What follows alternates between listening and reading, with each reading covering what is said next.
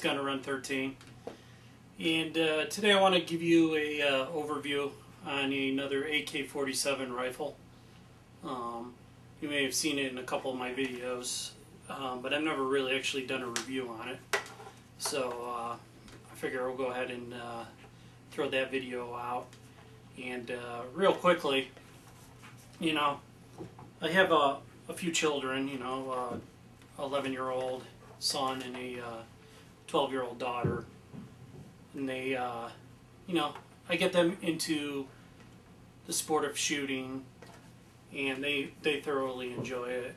And then I have a 3-year-old son too, who's a little too young for that, but it's kind of funny.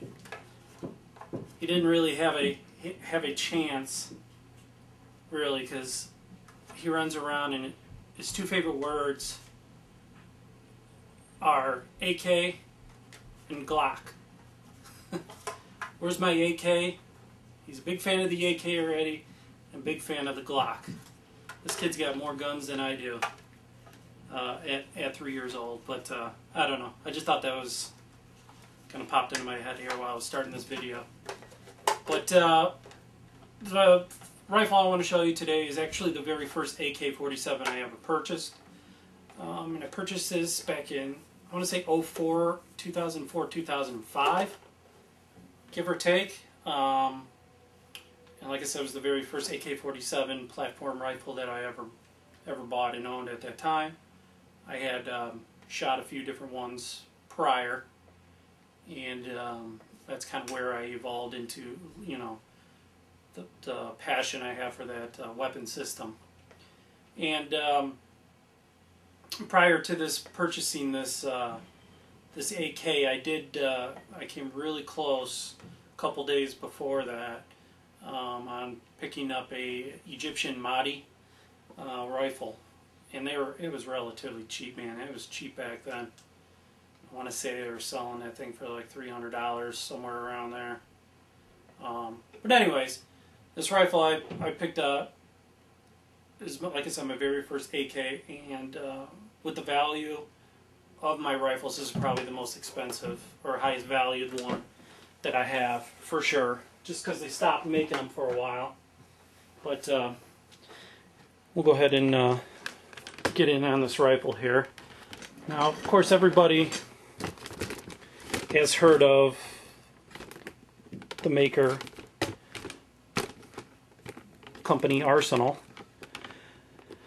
Arsenal is a AK company builder and distributor in AK-47 rifles, and they specialize mainly nowadays on taking Russian Sega rifles and desporterizing them and reconfiguring them into AK-47 from Russia, which is pretty much the closest you're going to get to a Russian AK-47 nowadays.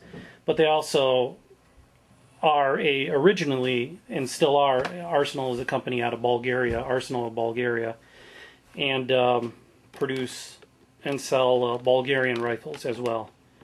Funny story is, not a funny story, but I just purchased this Bulgarian AK-74 a couple weeks back, and I came really close to getting an outstanding deal on an Arsenal SLR 107 Bulgarian rifle for $550, which is unheard of. They're like $1,000 right now. But missed out on that.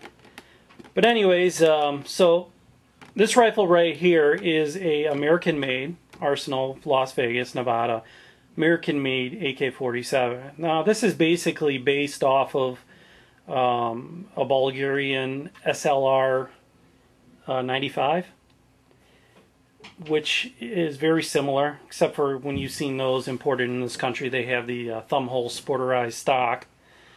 But it's very similar to that rifle, and built basically off that design.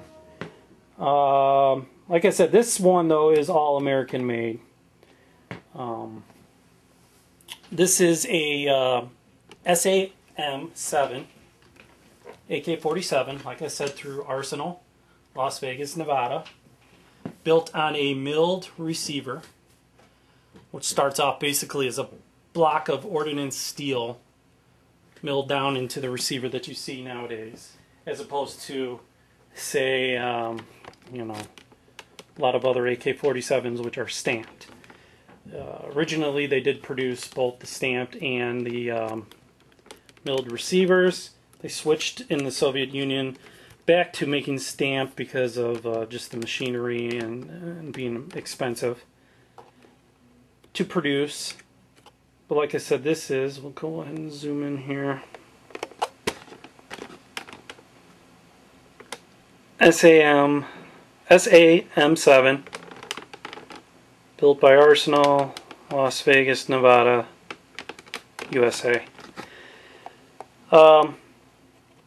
When I originally purchased this rifle, I think I paid around $700 for it back in 04 or 05.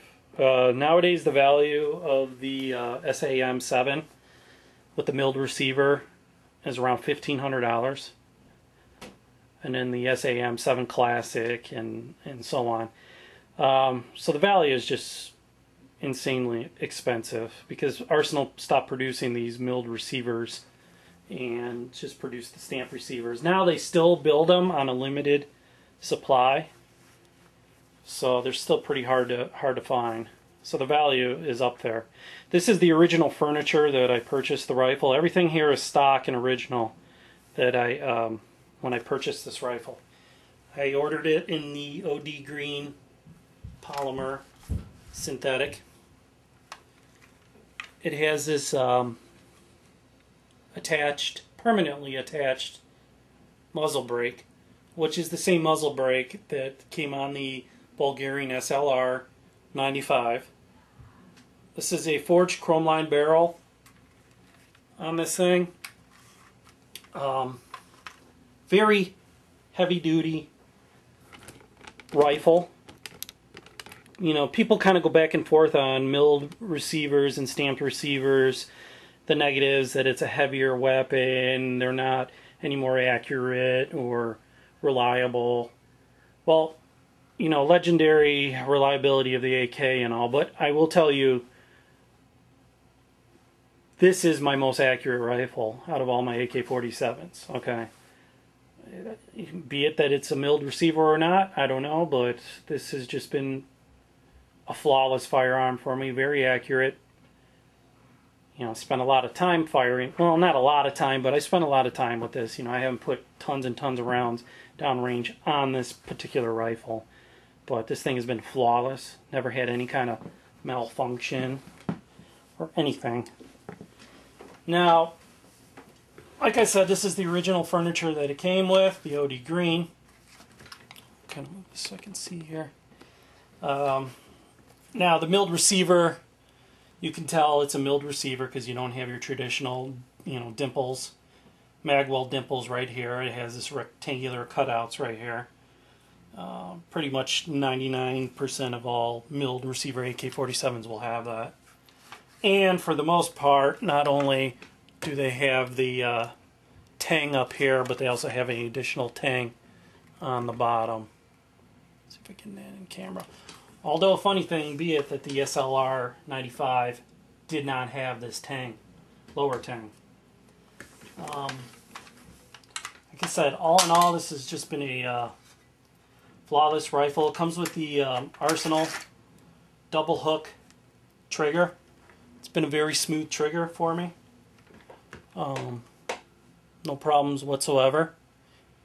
You know, I have come to like that G2 Tapco G2 trigger on a lot of rifles, but this Arsenal double hook trigger, no reason to swap that out. It's just been an all in all great rifle for me, and just you know, the whole debate on the milled versus the stamped, you know, weight issue and all that. I don't find this rifle to be all that heavy, you know, as opposed to a stamped receiver. I don't find it to be all that heavy, you know, as far as personally, I don't mind the extra weight on this. And I'd be interested actually to pick up another milled receiver AK-47 at some point in time in the future. Kind of been looking at those Polish 1960 from Century as a possibility. Century also makes a Centurion rifle, which is 100% American made with a milled receiver. But all in all, it's a real smooth rifle. Like I said, it's got the 90-degree gas block on it, like a AK-74 would have. But if you look at a lot of Arsenal's rifles, like the SGL-21 and so on, they also have the same 90-degree block, just like a AK-74. But I guess out of all my rifles, as far as the AK platform, this would be kind of the crown jewel, just because of the value of this rifle, being that it is, you know, shot up in value so much. But that doesn't take away, you know, my same love for, say, this rifle right here. But you know, this is just a little more, you know, made a little more with precision, and the fit and finish is just perfect, excellent. The Arsenal finish that they put on in here is pretty good, although, you know, it can get scratched up a little bit, but for the most part it's held pretty good. So like I said, I've had this video, or this AK, in a few different videos in the past, but I never really kind of went over this exact rifle. But this is the Arsenal M-7 AK-47, built on a milled receiver. Awesome gun, my first AK, and this started it all into my craze into the AK platform. And that's pretty much it, guys. Just wanted to show you a quick review of it, and I got a couple more videos lined up for this week, talking more about the AK platform. And we'll go ahead and see you on the next video, guys. I'm gonna run 13.